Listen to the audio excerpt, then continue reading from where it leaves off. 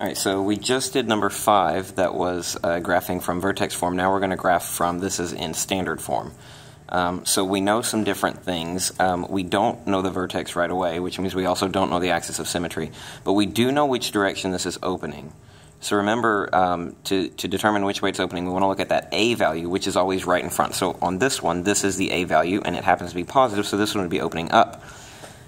Even though it's in a different form over here, this is in vertex, this is in standard, this is still the A value. It's just the coefficient in front of the leading or the quadratic term. And so this A value is negative, which means that this one is going to be opening down. That doesn't tell us a lot about the parabola, but it does tell us the direction. So we said we don't know the vertex and we don't know the axis of symmetry without manipulating this a little bit or looking at it more closely. But we do know one point. Not two of them yet, but we do know one. And that the easiest point to pull out of this is the Y-intercept, because remember, to find the Y-intercept, you plug in 0 for x, and if you were to plug in 0 for both of these x's, well, that just leaves the number -3. So that means that the Y-intercept is the point 0, -3. So that's one of the points that I know. I also do know the domain, because the domain of every quadratic is the same. It's going to be -infinity to infinity. Parentheses, because you can't actually get to infinity. Now at this point we're kind of stuck, unless we remember some other things about quadratics.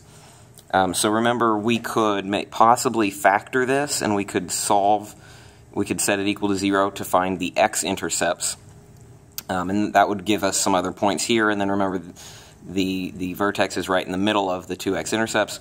Or we can use the little formula to find the axis of symmetry, which will then help us find the vertex. The little formula, remember, is -b over 2a.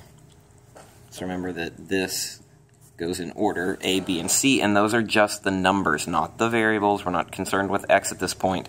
We're just plugging in. So a is -1, b is -4, and c is -3. So to find the equation of the axis of symmetry, all we have to do is do -b over 2a. So it's going to be -4 over 2 times -1.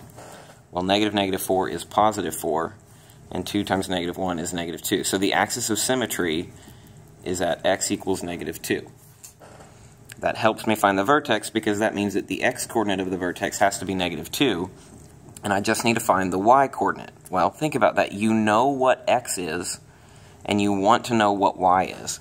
This equation relates the two variables x and y in a specific manner with these other numbers. So if you want to know what y is, but you already know these x's, all you need to do is put -2 in for your x's.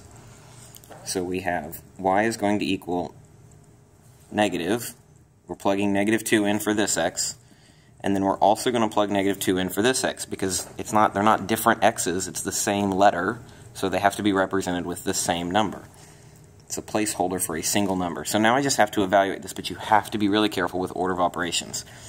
Remember, in order of operations, you need to do parentheses and exponents first, which means you need to square this -2 before this negative can get to that negative. So some of you may look at it and be like, oh, it's a +2. No.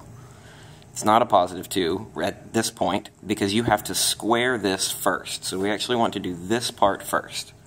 So I'm going to leave that negative right there, and when I square -2, I actually do get +4 already.